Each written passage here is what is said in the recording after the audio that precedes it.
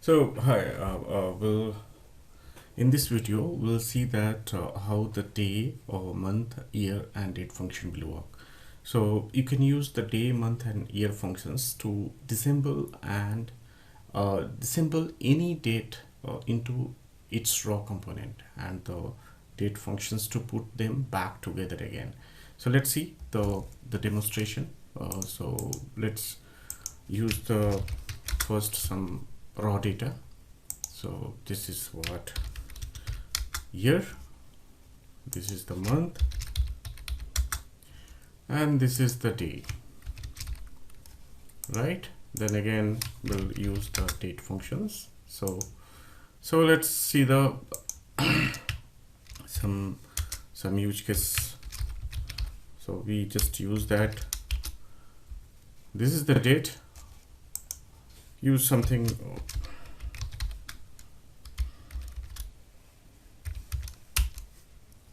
So this is the yesterday date, and use something today minus 4. So it's 4th March, 23 March and 20 March. So this is the column for year. So just let's see, how we can extract the only the year from here. So we can use in this column that is called year,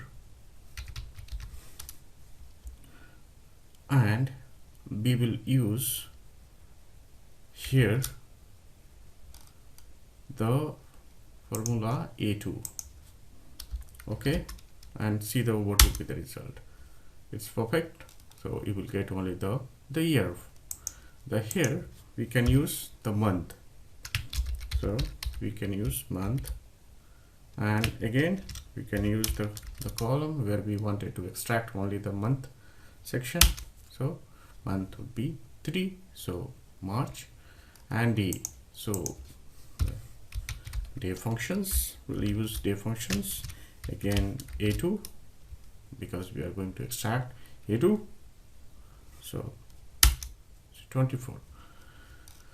So we wanted to use the same function, we can just extract it here, like same 3 and 23, 20, and let's see we just again, as I said, like the date functions to put things back together again. So we'll use the date functions here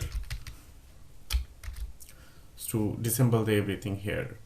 So we'll use A2, sorry. So we'll use the year. So year would be B2.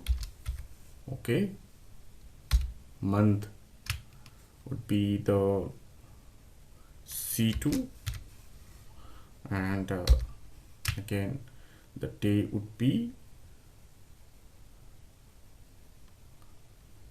the D2. Okay, so let's see. So 324, and see the date function. How did you see that? So this is the beauty of Excel sheet. You in case you get the data in this format, you can just use the date format to assemble all the component, the year, month and day together. If you get data in such way, then you can also segregate the year, month and day separately. So this is the point of demonstrating the day, month, year and date functions today. So yeah, that's all.